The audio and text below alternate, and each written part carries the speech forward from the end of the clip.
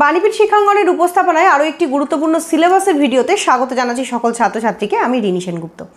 আজকের ভিডিওটা মূলত তাদের জন্য প্রযোজ্য যারা ফোর্থ সেমিস্টারের স্টুডেন্ট, অর্থাৎ থার্ড সেমিস্টার পরীক্ষা দিয়ে সদ্য ফোর্থ সেমিস্টারে উঠেছো এবং তোমরা যে কোনো সাবজেক্টে অনার্স নিয়ে পড়ছো। তো এই অনার্সের স্টুডেন্টদের একটা মাইনর পেপার পড়তে হয়।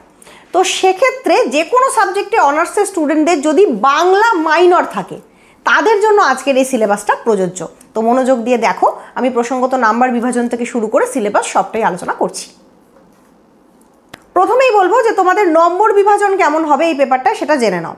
তোমাদের নম্বর বিভাজন যেটা হবে সেটা হচ্ছে 15 নম্বরের 3টে বড় প্রশ্ন লিখতে হবে, 5 নম্বরের 3টে টিকা লিখতে হবে এবং 15টা 1 নম্বরের ছোট প্রশ্নের উত্তর তোমাদের লিখতে হবে। টোটাল 75 নম্বরের পরীক্ষা তোমাদের দিতে হবে। এবার চলো আমরা সিলেবাসটা দেখে নিই। সিলেবাসটায় রয়েছে বর্ণনামূলক ভাষাবিজ্ঞান ও বাংলা ভাষা। মডিউল 1-এ রয়েছে ধ্বনি, বর্ণ, অক্ষর, তাদের সংজ্ঞার্থ এবং পারস্পরিক সম্পর্ক। এখানে তোমাদের ধ্বনি কি, ধ্বনি কাকে বলে, বিভাজ্য ধ্বনি, অবিভাজ্য ধ্বনি কি, এই সংক্রান্ত ডিটেলস তথ্য জানতে হবে। উচ্চারণ স্থান ও উচ্চারণ প্রকৃতি অনুযায়ী বাংলা স্বর ও ব্যঞ্জন ধ্বনিগুলির পরিচয়, অর্থাৎ স্বরধ্বনি, ব্যঞ্জন ধ্বনি এগুলোর বর্গীকরণ, ডিটেলস পরিচয় তোমাদের জানতে হবে।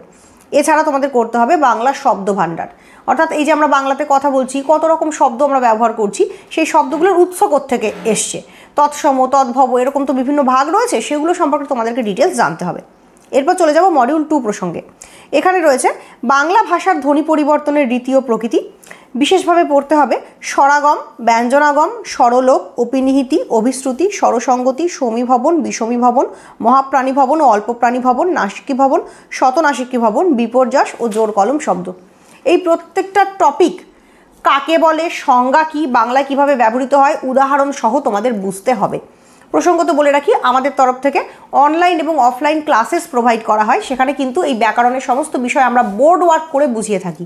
ইভেন আমাদের কাছে যারা অনলাইন ক্লাস করে তাদেরকেও কিন্তু বোর্ড ওয়ার্ক করিয়ে ব্যাকরণ বোঝানো হয়।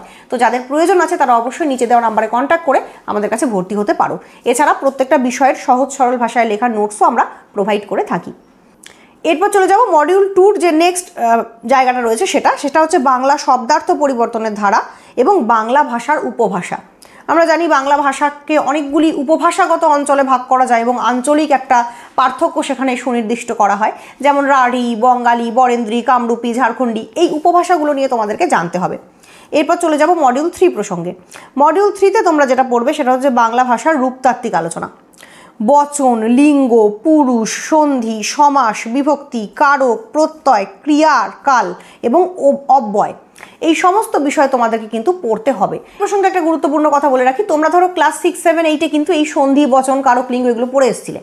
এবার যদি তোমরা মনে করো যে সেই ধরনের একই ধরনের কন্টেন্ট তোমরা এখানে পড়বে, সেটা কিন্তু ভাবাটা একটু ভুল। তার কারণ এখন তোমরা যে ধরনের সন্ধি, বচন বা কারক পড়বে সেটা অনেক অ্যাডভান্স লেভেলে পড়বে। তোমরা ছোটোবেলায় যে ধরনের সন্ধি, বচন এগুলো করেছিলে সেখানে বেশিরভাগ ক্ষেত্রে দেখা যেত উদাহরণ দিয়ে প্রশ্ন আসতো, অর্থাৎ সন্ধি করো বা প্রত্যয় নির্ণয় করো বা কারক নির্ণয় করো, কারক বিভক্তি নির্ণয় করো, এরকম প্রশ্ন তোমাদের আসতো। কিন্তু এখন তোমাদেরকে ডিটেলস সন্ধি কি, কিভাবে হয় বা কারক জিনিসটা কি, কারকের বিভিন্ন যে ফর্মগুলো রয়েছে সেগুলোর সংজ্ঞা, বৈশিষ্ট্য, বিশেষত্ব এবং কিভাবে করে বাংলা সাহিত্যে সেটা অ্যাপ্লাই হয় বা বাংলা ভাষায় সেটা অ্যাপ্লাই হয়, এই বিষয়গুলোকে ডিটেলস জানতে হবে। এবং সবথেকে গুরুত্বপূর্ণ কথা হচ্ছে ব্যাকরণ কিন্তু মুখস্থ করবার জিনিস নয়। তাই প্রথম থেকে বলবো, যারা ভালোভাবে পড়তে চাইছো তারা ভালোভাবে যেখানে বুঝিয়ে পড়ানো হচ্ছে সেইখানেই পড়তে যাও। শুধুমাত্র নোটস নিয়ে কিন্তু ব্যাকরণ উদ্ধার করা যায় না। ব্যাকরণ বোঝাবার বিষয় এবং সবথেকে বড় কথা, ব্যাকরণ পার্টিকুলার বোর্ড ওয়ার্ক করে করে বোঝাতে হয়, লিখে লিখে বোঝাতে হয়, মুখেও ব্যাকরণ বোঝানো যায় না। তো সেই জায়গা থেকে বলবো তোমরা প্রথম থেকে ভালোভাবে এই পেপারটা পড়ো, না হলে কিন্তু এই পেপারটার পরীক্ষা দিতে গিয়ে তোমরা সমস্যার সম্মুখীন হতে পারো, যেটা অনেক ক্ষেত্রেই হয়। অনেক স্টুডেন্ট আমাকে পরীক্ষার আগে ফোন করো, তারা তাদের প্রবলেম জানাও। তো সেই কারণেই আমি বলছি, তো তোমরা প্রথম থেকে ভালো করে এই পেপারটা পড়ো, তাহলে এই পেপারটার পরীক্ষা তোমাদের খুব ভালো হবে। কারণ ব্যাকরণে একদিকে যেমন নাম্বার কম পাওয়ার সম্ভাবনা থাকে, আরেকদিকে কিন্তু প্রচুর নাম্বার স্কোর করারও জায়গা থাকে। একবার যদি তোমরা বুঝে পড়ো বা ব্যাপারটা বুঝে যাও, তোমরা প্রচুর নাম্বার স্কোর করতে পারবে। আলোচনাটা এখানেই শেষ করলাম। অবশ্যই আমার চ্যানেলটাকে সাবস্ক্রাইব করে রাখো, লাইক করো, শেয়ার করো বন্ধুদের সঙ্গে, যাতে করে তোমরা বাংলা সাহিত্য বিষয়ক আরও অনেক আলোচনা, পরীক্ষার আগে গুরুত্বপূর্ণ সাজেশন এগুলো পেতে পারো।